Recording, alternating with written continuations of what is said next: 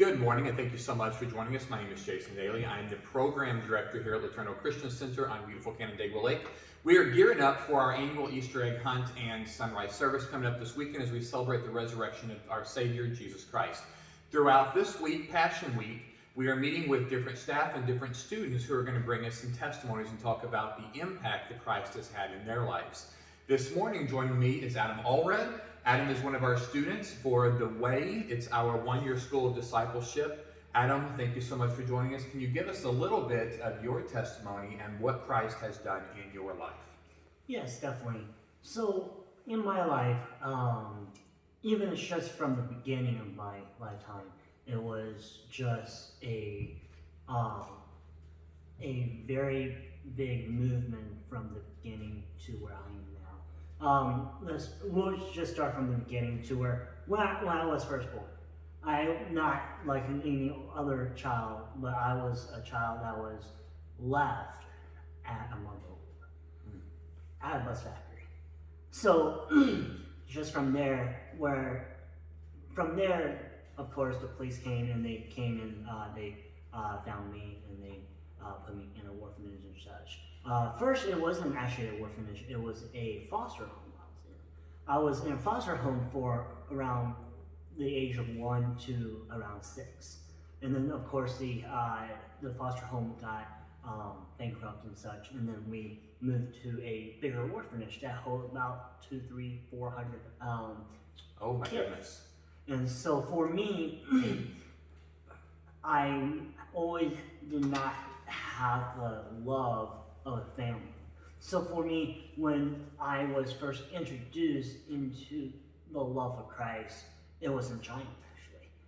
I went to the summer camp that it was a Christian organization from America that came to the camp and such, and they showed me what a family was.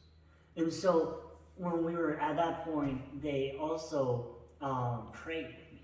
At that time, I was like wondering, what are they doing? I don't even know what they're doing. And so I was like, but I'm curious. And so the next thing I know that I was doing, I was like, I don't know about who this God that we were praying to, but I want to give it a try. And so the first year that I prayed, I was like, I don't know who this God is, but if you're real, if you are real, please take me back to that camp. So I was like, oh, I'm just dreaming. And then I just moved on with my day. And then the second year it came, they had gap years and such, and so I wasn't able to go. But the third year it came, they had this camp again. Okay. And so they were like saying that you have to be a good child for you to be able to go. Of course, I wasn't the good child because I was the youngest, and people, a lot of kids around me is older than me. They'll blame stuff on me, of course, and they'll be like getting me in trouble, and then I'll be the worst child. And so from there on, I was like, yeah, there's no way I'm going to go to this camp and such. And I was like, forget it. Next thing I know, they're like looking at this chart. They're like, there's 2 or 3 spots open.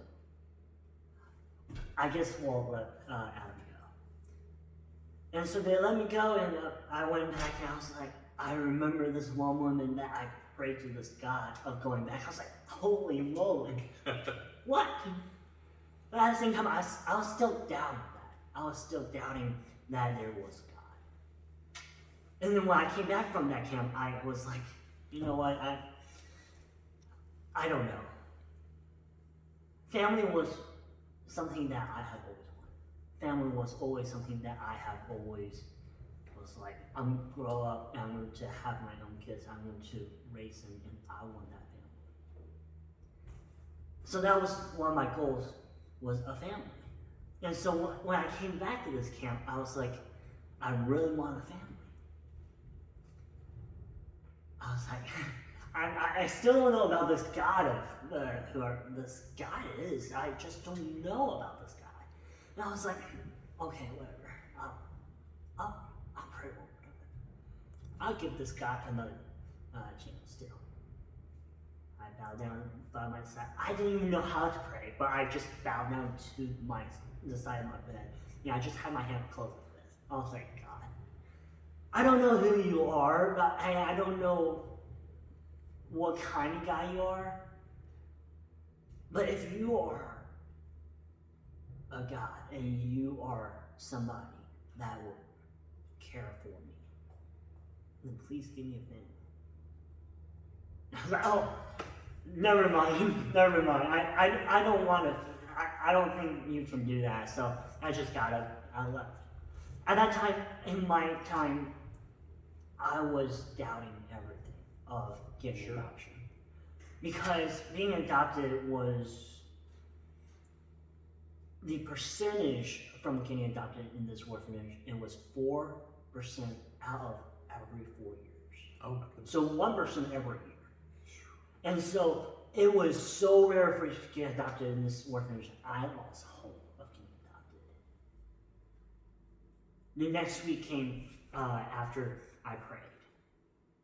A kid came into my room and was like, hey, you're getting adopted. I was like, stop mocking me. I was like, stop. Because getting adopted was just a big thing in this orphanage. I was like, wait. I was also thinking in my mind, I was like, how does this kid know I want to get adopted? And I was like, whatever. I just dust it off. Next thing I know,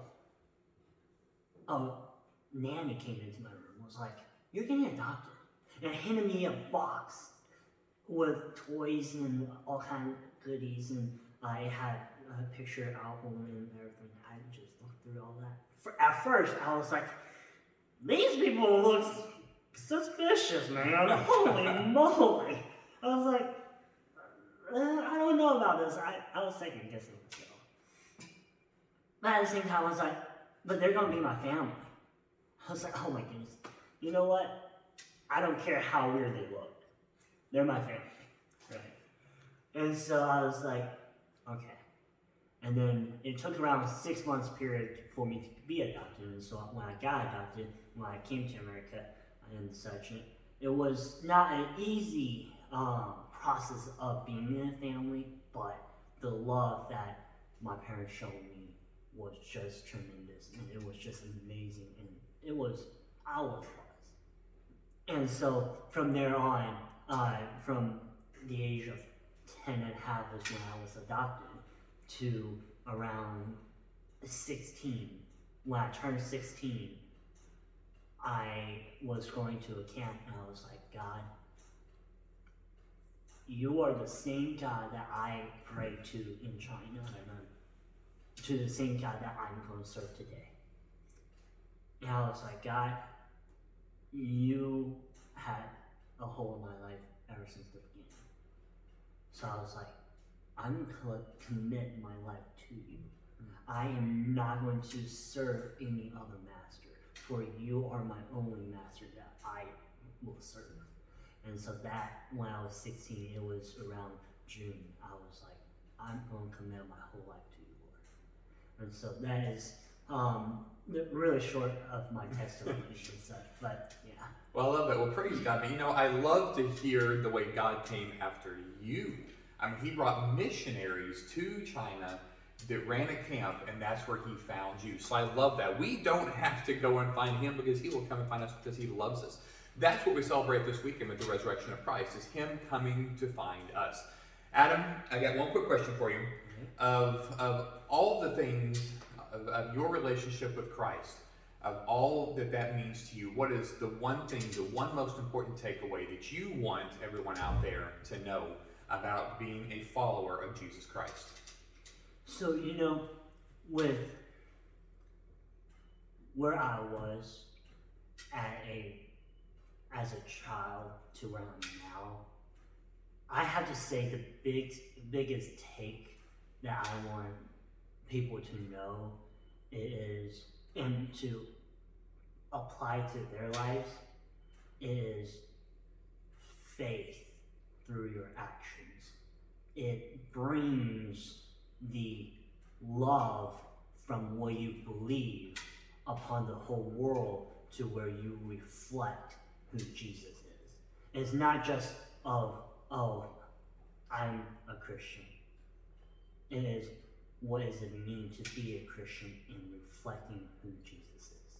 And so that's what I think it is important to know, and it also is something that reflected in my life. It is where somebody stepped out of their faith to go to China and to find me and to pray with me. Somebody did that. And so they stepped out of their faith. They believed and they had this faith in Jesus Christ so much that they decided to come to China. And if they didn't come to China, I wouldn't be here right now. If they didn't come through God's love, I would not be here right now. And so that is why I think is the important part that we should take to apply to our lives. Well, Adam, thank you so much for joining us, and thank you for joining us as well. Please join us for the rest of this week as we finish up our devotions and our testimony time with our summer staff, or with our staff and with our students as well. Thank you so much.